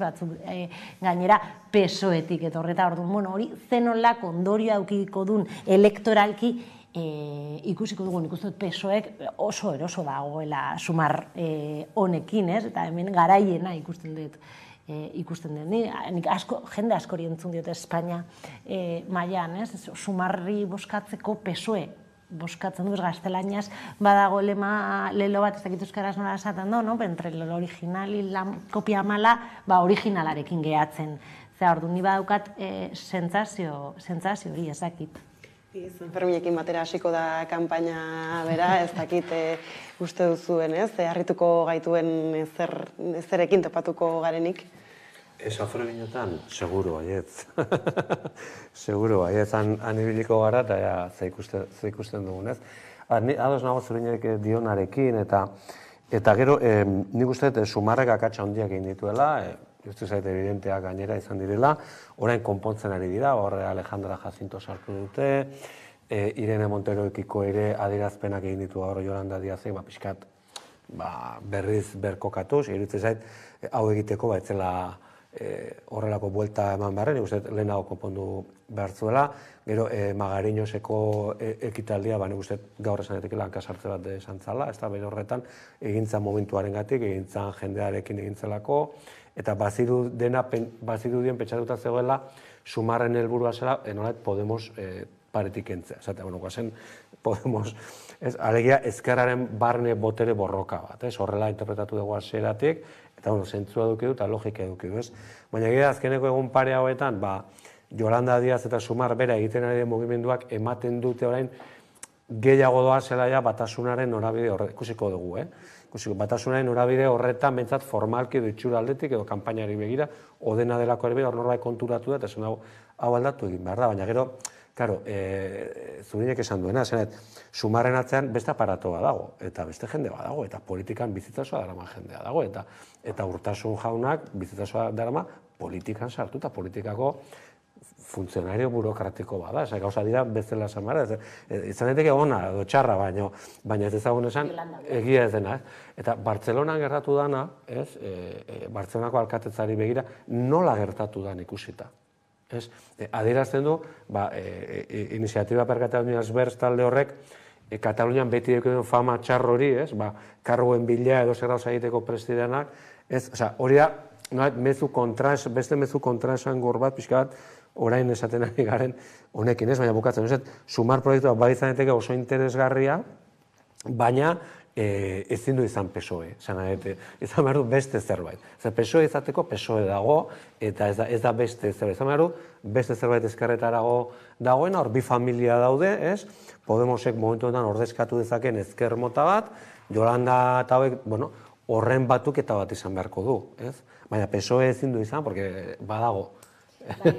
Nik izat sumarrek ere hemen badaukala marroi oso handi bat, eta marko askorekin jaio da, baina egitako bada Irene Monteroren betoa, egon gaitezke Irene Monteroren inguruan asko hitz egiten, baina eskuinak ari da diskurtso antifeminista bat egiten, nik uste dut oso argi eta garbi, atzentzun genuen Feijori esaten, nola dibortzio gogor bat eukizun violentzia matxistaren salaketa bat eta txendentzia bat duen karguati, orduan sumarrek behar du perfil feminista bat. Behar du ideologikoki feminismorekiko perfil gogor feminista bat, nor da hau? Oaindikan ez digute aurkeztu. Eta, karo, daukan kontra lidergoa oso gogorra da. Hortze daukezu, Irene Monteroren irudia argi dakigu danok Irene Monteroren betoa aparateroa izan dela, zilegia da, eta hau horrela da, baina, karo, Irene Montero barne mailan igual ezakan irudiona, zumarreko jendearentzat, baina feminismoan badauka irudiona, feminismo instituzionalean, eta hori ezin da oroar ukatu. Eta zu behar duzu perfil feminista bat, nor izango da perfil hori, eta ezin da perfila haula izan. Zuk ezin zeatea perfil ekologista on batekin, laboralki on batekin, eta ez izan perfil feminista on bat, kontraofensiba, misogino eta patriarkal bat duzunean ezkerra behar du perfil feminista bat. Nor da? Ez dute aurkeztu oraindikan. Ez digute, nork izango da Espainiako, rebalidatzen bada koalizio gobernua, nork izango da Espainiako berdintasun ministroa. Ezan behar digute. Jakin behar dugu, ikusita ze ministeritzatik gato zen. Eta hau oso importantea, eta niretzako hori da, sumarretakan ahuldaderik handienetariko bat. Baina, hau nago, ez duen zurekin komentatu edan gauza bat ere badagola, eta gauza bada berak esan duena, eta hori horrela da, baina uste badagola beste barne klabe bat, feminismoarekin gertatzen dena. Eta feminismoak ez da bakarrik ultraeskuinaren aurka ideologikoki konfrontatzen den mugimendu sozial eta politikoa, baizik, ezkerraren barruan ere, barne botere horekak kuestionatu egiten ditu. Eta dut izait, Irene Monteroren kasua oso garbia da,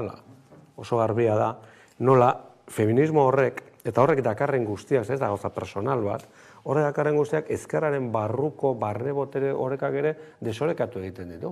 Eta eraldak eta suposatzen du ezkerraren barruko orden horretan ere. Eta dut izan, badagoela barne mailako komponente hori ere oso importante. Aitzaki erabiltzen da, esatea, la ministra peor valorada. Baina hori aitzakia badala, ez? Baina patriarkal eta absurdo bat. Eske patriarkatu batean bizitzen batzea berdintasun ministerioa egiten dutena berdintzait beti gaizki baloratua. Izango da, oso ministerio gatazkatzua dalako, orduan. Eske hori ezatea da trampa diskurtzio hutza. Eske berdintasun ministerioa ez da inoiz ondo baloratua izango. Sistema patriarkal misogino batean gabiltzalako, ez begiratu behar da justuki nazioarte mailan zenolako balorazioa dagan eurek ministerio hori egindako politika. Eta argita garbi, ikusten da, bada, deitu dezakegun beto politikoa, garbiketa politikoa, nahi deguna. Eta hori, benetan, zilegia da, ez? Eta zuk lortu behar dezu zure partiduan, mugimenduan, edo deitzen diozun koalizioa, oreka eta bake sozial bat, ez? Eta ikusi dugu Podemosen bake soziala beti, gatazkatzu izan dela, orduan, logikoa iruditzen zait mugimendu hori, taktikoki pentsatuta, baina, karo, hori, kapasa izan behar zara, asaltzera, Jendea, kanpoan gauden horiek ez dugu lertzen. Eta berdintza egu gainera alderdi barruan gertatzen diren jaleitoak. Berdintza izkigu, gu nahi dugu perfil feminista bat. Hori da nahi duguna, eta simple, orduan. Eta ez naiz bakarrikan Podemos eta Sumarren inguruan hitzitzen ni edozein alderdiz, ez? Badakigu fontaneria barruan daudela, alderdi guztietan fontaneria daude, baina sarrendak aurkezten duzun jende horri guri berdintza egu fontaneria, gur nahi dugu proiektu. Gu esaten duan da nahi naiz gizarteaz, esaten, ez? Eta momentutan Sumarrek ez dauka profil feminista bat, eta ja gaude prekampainan. Eta adi izango gara datozen berrietara, izango gu denbora honi berriro ere heltzeko, eta politika arlotik gizarte arlora egingo salto orain, Bilbon jarriko dugu fokua, izan ere asteburu honetan jaso da manifestazio antiespezista bat, hainbat eragilek deituta, horixe ez, batez ere animaliak jai eremuan erabiltzaren aurka, egia da orain uda badatorrela, lehen San Ferminak aipatu ditugu tarteka, baina tira ez, udarekin eta jaiekin bakigu zer etortzen den baita ere, eta justu honetaz hitz egiteko daukagu kameraren beste aldean Ziortza Larreategi, militante antiespezista eta Piztiak konpartsako kidea, ondo etorri gurera. Kaixo. Aipatu bezala, aste honetan manifestazioa jaso da Bilbon, konta iguzu ez, zer da bertan eskatu duzuena? Bueno, Piztiak konpartsatik eta animalista kolektibotik urteak daramatzagu animaliarik gabeko jai herrikoien alde borrokatzen, eta larunbat honetan konkretuki Vista Alegreko zezenketen aurka manifestatu ginen. Duela urte batzuk lortu genuen zirkoek animalia basatirik sekartzea, eta uste dugu Bilbok eman beharreko hurrengo pausua dela zezenketekin amaitzea. Eztan ere egia da, gitxi hitz egiten dela gai ontaz ez, zezenketez esate dako, baina horrek eragin dezake agian jendeak pentsatzea ez direla gertatzen Bilbo batean, ordea zein da egoera Ziortza? Hori da guk atera ditugun ondorioak egin ditugun manifestaldi aurreko kanpaina txikiarekin, ez? Mai informatiboak egin ditugu eta jendea hurbildu egiten zen galdetu zia egia baldin bazen oraindik zezenketak egiten direla, ez? Eta guk esaten genien, bai, pandemia garaian ete ziren, egoeragatik, baina iaz berreskuratu egin ziren. Orduan ikusten duguna da jendea desaktibatu egin dela, gizartearen babesa ez daukate zezenketek, nolabait gizarteak gaindituta dauka eztabaida hau, batez ere belaunaldi gazteenek, eta behar duguna da guk deitu genion manifestaldiari la última embestida deitu genion, hori da egin behar dugun azkenengo pausua, ez? Azkenengo bultzada bat eman behar diogu honi, naiz eta gizarteak gaindituta duen, oraindik botere publikoek horrelako jaiak babesten dituztelako, ez? Eta Bilbo batean ez, alakoak egiten jarraitzen dela, ez dakit asko tradizioaren eta kulturaren izenan defendatzen dituztela alakoak ez, jende horri zer esateko? Tradizioaren izenean tamalez gauza gehiegi babesten ditugu, ez? Eta igual Bilbon zezenketekin ez da inbeste, baina orokorrean Euskal Herri mailan animalien erabilera jaietan nahiko zabala da, bigantzak, ididemak, San Ferminak, noski, eta Euskal nortasuna defendatzearekin lotura handia daukala uste dugu, ez? Eta orduan animalistak eta Piztiak konpartsatik gonbidatu nahi dugu jendea hausnartzera, ez? Ia ze nolako herria izan nahi dugun, ia gure herria beste animalien zapalkuntzan oinarritu nahi dugun, edo beste zapalkuntza askoren kontra borrokatzen dugun bezala, beste nortasun bat eraiki nahi dugun, ez? Eta Bilbo bertan, ez, gainera datozen festei begira eta abar nola erreparatzen diezu edo zer egin daiteke edo zer duzue buruan edo nondik iritsi beharko liratezke lehenbiziko pausoak?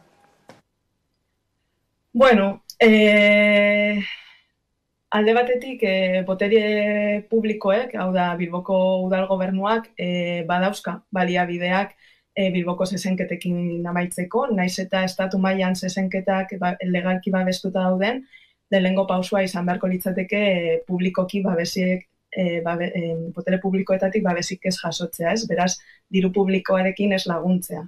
Zezen plaza Bilbon eraikin publikoa da, eta Bilboko udalak atera zuen lizitazioa hau gestionatzeko, eta Bilboko udalak jarri zituen baldintzak, ez? Eta baldintzetako bat zen, zezenketak egitea derrigorrezkoa zela, asko puntuatzen baitzuen, ez?